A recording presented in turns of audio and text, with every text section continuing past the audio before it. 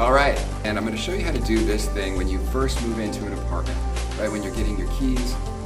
It's called often the move-in condition and inventory report. It usually looks like this. And what this is a chance for you to jot things down, not to be repaired at all. This is not for, hey, can you fix this? This is for, this was like this when I moved in. You're probably going to be showing this to somebody at least 1 year, 3 years, 10 years down the road. You've got to think it's not going to be the same staff you're giving your keys back to, so it can't be word of mouth. Hey, remember that door was like that? I'm going to show you how to not get burned on those things and why you're wasting your time by writing out too much stuff. I'm going to go through a list real quick. All right, we'll start with the door. Doors are usually okay, unless you see some big gash that looks like really beat up or a kick mark. Remember, somebody might have been in a fight and blasting this thing with their foot at some point 7 years ago, but if it was never marked down and then there's a new staff when you move out, you might say, hey, you gotta stop kicking the doors, you're paying for a new door. Inside, this is a big thing. All right, now we're inside the door. This is a big thing actually. Does it have a privacy lock installed? One of those little chain gadgets? You definitely want to list down there if it does or doesn't. Because when you move out, if the previous person had it on there and you're not actually allowed to have them, because you know, a lot of places do not permit those things. But if you have it on there and you like to have it on there, you know, by all means keep it, but write that it was there when you got there, so you're not accountable for it. Same thing with like a little alarm system. All right, if it's not a brand new property, they know that it's gonna have little flaws, you know, a nick there, a little dent there, looks like a little uneven space where you know, nail was patched up, but now it's like painted evenly, things like that. All right, the biggest area that I see people have to pay is appliances. You're gonna check your freezer. You're gonna check for these things. Does it have an ice rack?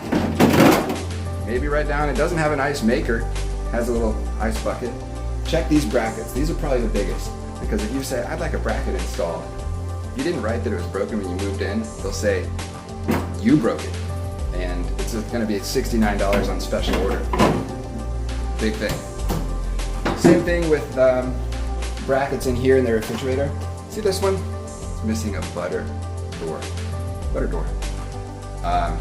I've seen people get charged when they move out for not having that. You know, I start managing a property, I'm going to say, boom, everything by the book. If it's not on there, you're getting charged for it.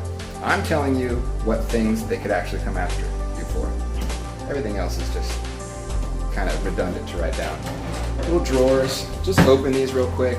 Make sure there's none of them that are damaged or a shelf is missing. You know, wallpaper or cupboard paper. Cupboard paper. It's usually gross if you have the previous person's in there. And if you do get it, make sure you get the kind that can be easily removed. It's not some adhesive, okay? Because that can be hard to get out of there.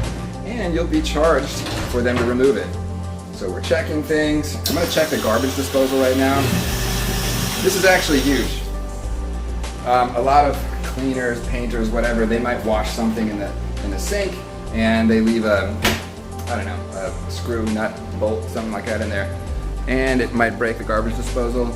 You might not even use a garbage disposal for another 2 months. You won't know. So test that thing, make sure it works. Carpet. You can usually tell if it's new or if it's not new. That's all you want to, care about. This day and age, go take pictures of the smudges, okay? Go take pictures of the dark areas. They're not going to fix those dark areas, but they're not going to hold you accountable because you wrote it down. Bathrooms, just test all the things. And remember, this is not about fixing things. You'll make a maintenance request for those usually. This is about not getting charged for something you didn't do. These little cosmetic issues, blemishes, you don't care. You know this is not a new building. However, you don't want to be charged for it, no matter what they end up doing. Washer and dryer, right here. Check your lint trap. If the last person didn't clean it, who knows what's going on with it. I would write down this on your move-in inventory report. Did not use washer and dryer yet. So that if you take a week to use that and all of a sudden that thing's leaking then, you can have it repaired and it will not be a fault of your own for using the wrong detergent or something like that. Make sure you're using the right detergent. And it is good to test it out before you move your things in there, because if it floods, you haven't brought your things in here yet if they need to do some kind of 3-day or week-long repair. All right, well, what else can I tell you that might help?